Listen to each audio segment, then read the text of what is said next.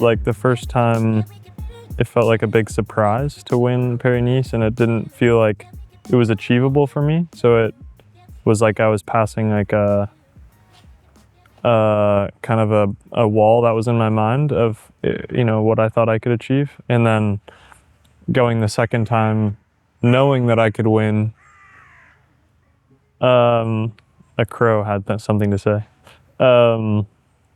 Just knowing that I could win, I think it felt more grounded, like there wasn't such a huge peak of emotion afterwards, but it's lingered longer, I think, like the satisfaction of winning and knowing the work that I put in, and also just have such a love for the race and this like town and the region, and it's kind of like my second home, so it feels more real the second time, like I can absorb it a little better, if that makes sense.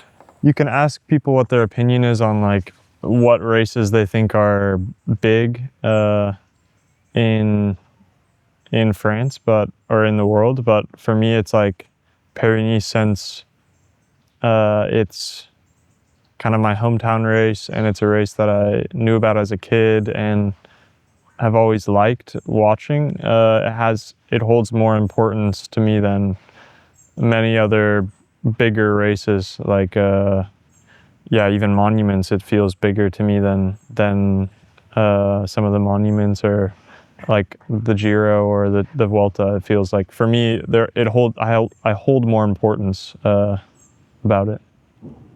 I joined the team only like months before my first Paris-Nice win, and so I think it was, obviously I was motivated joining a new team to like find my place in the team and like win kind of the ability to have leadership at races.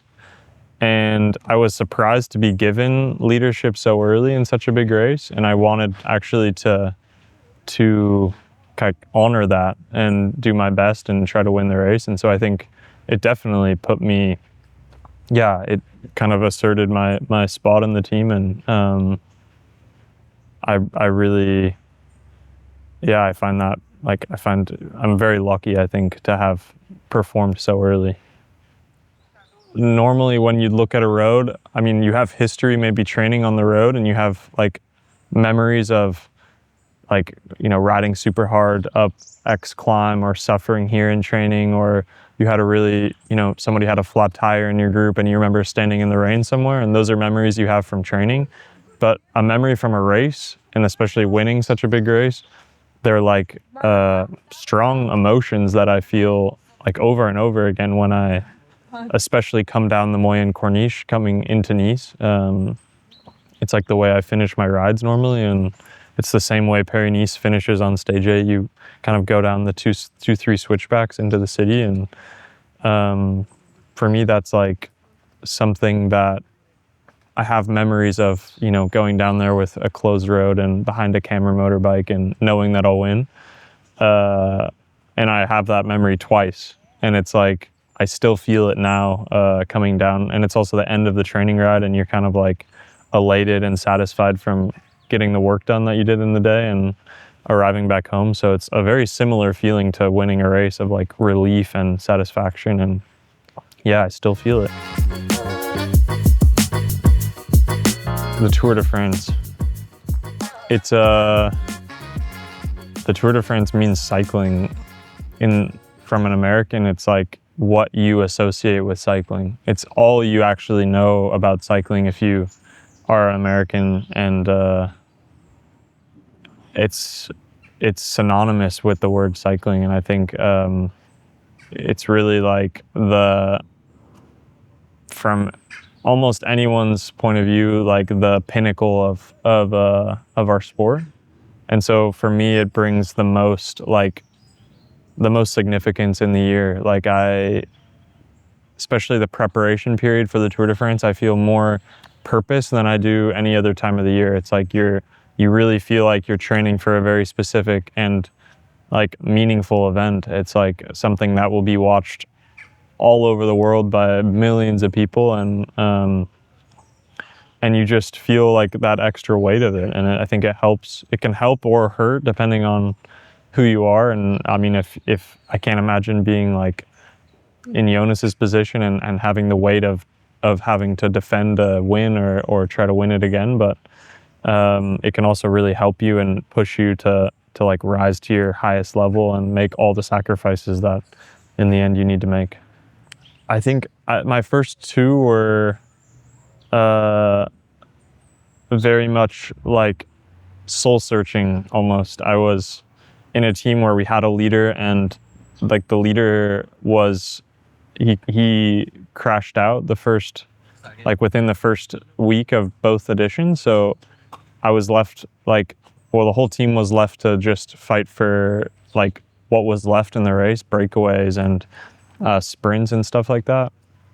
And I just remember it being like really I felt lost in the race. And it's really easy to feel lost in the Tour because you look around you and it's almost like everybody else has a very clear job, because it's really like the pinnacle, and every team has prepared for months for it. And so when your plans kind of go like awry, you can quickly feel super lost and like what are we racing for? And then I think contrasted by my two tours on this team, where you're there with Jonas and you know he's capable of winning the race, you believe in him, and it's like the whole team makes a plan. It feels much more focused, and you really have a job every day, and the race actually goes by much faster because you're just so locked into your job that it's like almost anything can happen and you'll be okay with it, because you know you just have to do this one thing, and it's to help Jonas get there. I almost didn't even think about stage 21 until the morning of the stage, and we're in the bus driving towards Paris, because you know how the Tour de France is. It's like every day is like you just take it day by day. And so I didn't think one time about how the course was changed or we were going at Montmartre until like the morning of the race, and I'm sitting on the bus like half asleep, and they're starting the meeting, and I'm thinking, oh, this is going to be disaster. But I will always remember Wout in the meeting, like turning his chair, like after Grisha had spoken about the stage, and just asking us, like human to human, asking especially me and Victor and Tige to believe in him for the stage, because he had this stage marked and he felt good, and he hadn't won a stage yet, and it was like he just felt like he still saw possibility and he believed in himself. And for me, that was like a moment where it inspired me to really like refocus for that stage, because I felt like that morning, halfway between like just riding in and just like, you know, accepting that I'm sick, not making it any worse, like not, you know, making my body any more sick. And then halfway between trying in the stage and when Wout asked for our help, it felt like to me, like, why would we not help? And the stage itself was just like chaos, and it was awesome. Like since it was a brand new stage and, you know, everyone wasn't sure what to expect, it was kind of halfway raining, and we're riding into Paris and it starts to really rain as we're, you know, approaching the Louvre. It was like, I kind of had a feeling that we were the only ones that were really focused that day. And that counts for a lot. After 21 stages of the race, if you have 4 guys on a team that are all really focused for something, you can make a lot happen. And yeah, I will remember always Ado and I like making sure on the first laps of the Champs, not letting anything go. And it was a hard job. It was not easy. And then basically, I also remember entering the first time Montmartre, and I was nowhere to be found. I was like 80th wheel, and I was dropped, was split off from the group with Victor and Wout. And at that point, I also had a moment of, do I want to give up right now and just sit up and like with all the other guys kind of like give up on the race? And it was me and Ballerini that bridged from the dropped group back to the front group. And then it was also Ballerini, Mohoric, and Pogačar and Wout and I in the final. And I just watched it all happen in front of me. There wasn't that much that I was participating in other than some attacks to tire out Pogačar, and then I watched Wout, right away, and I was kind of in shock and awe and was screaming with all the power I had left on the radio, and I'll remember it always. And like just watching Pogačar come back to our group and knowing Wout was still ahead and was going to ride on to win, I was elated, and it was, for me, the best ending to the tour that I've ever had. And it makes me I feel like happy emotions and joy thinking about it. Yeah, I was searching for him.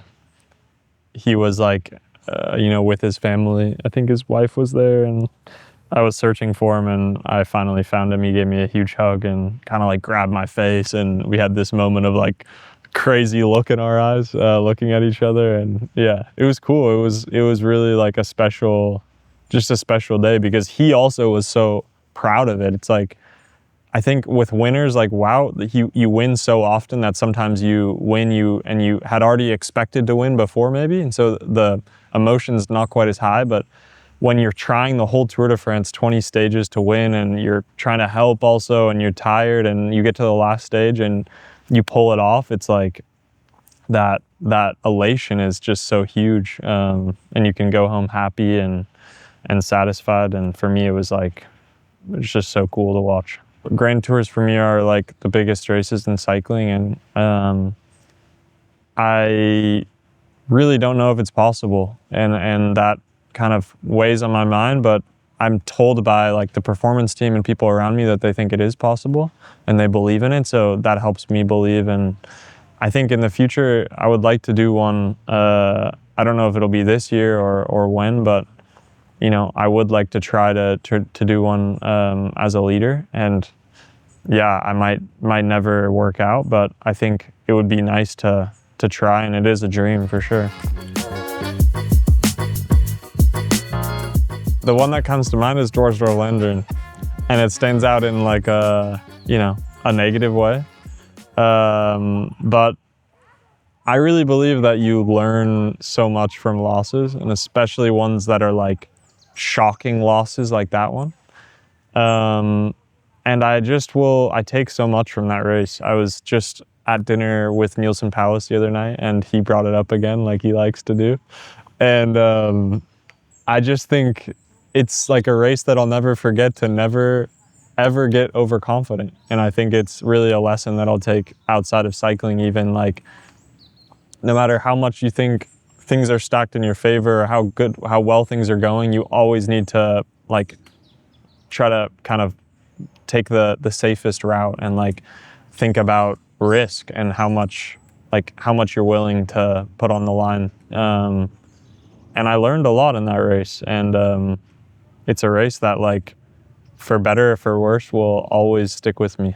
I mean, we had an open and honest conversation we were all together for that whole period in a hotel for the classics, and so it wasn't like we got to all go home. I mean, some of the guys went home for a few days, but we got a chance to really discuss that race together and like reflect on it right afterwards, and I think that was really helpful. And I think I'm trying to think of the appropriate Blanco cores that it would fit into, but for me it was just like we were sincere, and we talked about it like humans, and we just accepted that we made mistakes in this race, and how can we avoid them in the future, and how, what could we have done better. And I think it was like a lesson in like, being a little bit like vulnerable and saying like what we did wrong. And I think it was just a positive experience for all of us in the end, and it brought us closer together.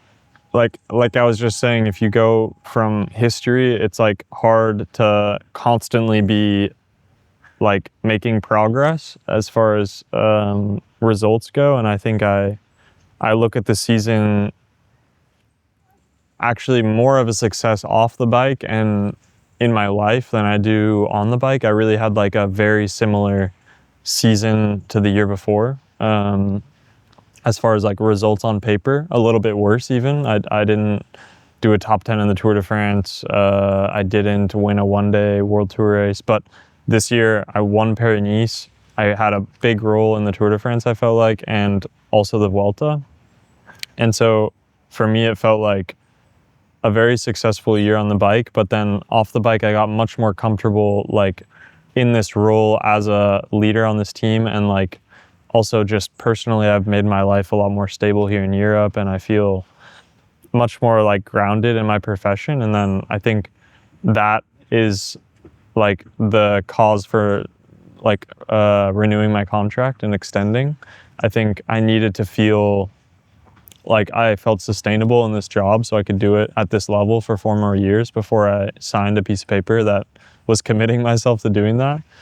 And so it took me a long time to actually agree to my extension. I think it was proposed to me early in the year, and it took me months and months to like feel right about it. And that was just a result of like really thinking and like seeing how I could keep doing this, because I think, it takes a lot of sacrifice to be a cyclist. And I was just very aware of that this year and how much I'm giving up in other parts of my life. And I wanted to feel right with that. And it felt like a huge moment when I signed the piece of paper for me personally. And it makes me really happy now to like have gone through that process in my head and like working through my life. And now to have like 4 years ahead of me and a long-term commitment with like real people in the team, it feels like good to know that I have trust from the team, and then I have this commitment that we can share going forward. I made a new friend this year with Victor. He used to be I would say a semi-enemy of mine. In the peloton. We were not getting along in the past because of many reasons, but we had some hard-fought battles in races and some times where we had some fights on the bike. But then I just didn't know who he was, and so when you don't know someone and you are like tense with them, it's like much easier to make an enemy out of them. And then once I got to know him from like the first team days last November, he completely tore down all of my defenses, and he's now a really close friend. And it was awesome getting to race with him this year and doing the vlogs, and like we were just like two boys on a trip all year, like having fun and like getting to live our dreams together. It was just really, it was a really cool, unexpected friendship. No, actually, well, so the vlog Victor invented years ago. We'll say he invented what the vlog is, but he started doing vlogs on his previous team years ago during the Tour de France.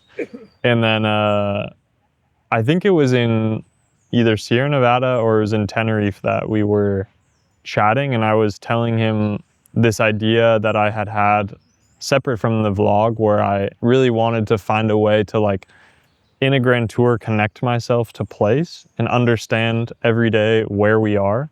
And I was just looking for a solution to do that, because a lot of times in my experience, a Grand Tour can be like bewildering. You're like, you get on this bus, you step off, you're in this town, you're in a different place, and you end up completely disconnecting from life, like normal life for a while. And I just didn't like it. So I was trying to figure out a way, can I research every day? Can I like come up with a fact from the start town or the finish town, or just at least look on a map and like know every day where we are? And he, I think then after hearing that, came up with the idea that like we can do it and it can be part of the content. And then he's just he has a brain for that and like doing fun things like that it just worked, and it was super natural. And the best part about the vlog is that he would never tell me, we never script anything, he never tell me anything. He would just find me on the bus somewhere and pull out the camera and like surprise me with the camera, and I would be kind of like in the middle of doing something every time, and it just worked perfectly. And it was also a success because I knew where I was at, and I understood I learned a lot about France, and I learned a lot about the villages where we were and the different regions, and it it was really cool. Well, and the Vuelta we did it too. So yeah, I learned a lot. You have a favorite vlog? A favorite vlog? Well, I will never forget that Jan Ulrich. Yeah, Jan Ulrich. We were talking about Jan Ulrich or something on the vlog, and Victor comes out with this story that Jan Ulrich used to like chug Nutella in the off season. He like would microwave it so it was easier to drink and then drink it. And I was like dying of laughter because I thought Victor just made it up. It sounded so ridiculous that I thought he made it up. And then I asked Jan Ulrich to respond to us on the vlog to tell us if it was true or if Victor was lying. And the next day, Jan Ulrich put on his story like a video responding to us and drinking a jar of Nutella. And for me, I will never forget how far the vlog can reach from that. That's like ridiculous. We had an idea at the Vuelta to like have Nutella at the end, but then Victor got really sick during the Vuelta and he had to go home, and so the idea was scrapped. But no, I actually didn't have Nutella the whole off season because at the Vuelta I think I had too much. But it's been a process joining this team of like releasing my grip a little bit on my own performance, and I think that was a process of like, it began with building trust with the staff of the team.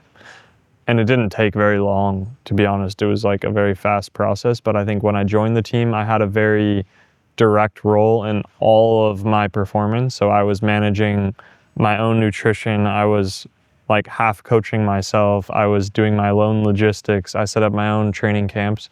And so it was like, it was kind of a scary thing to go into a team where they say, we have it all covered for you, and all you have to do is follow our plan. And so I think it was a relief once I was able to do it, but it took me a little bit to like embrace that. And like when, you know, Tim would give me training that I was different than before, or was, yeah, like different than I had done in the past, it was uncomfortable to just like release my grasp. But it's worked so well that like after Paris-Nice, my first year and winning, I just like completely surrendered myself to this team, and it's been now like a huge win because I have so much more of my time back and like my life outside of cycling. Like today, I can go on a ride in the morning and then have the afternoon doing what I want to do and learn something and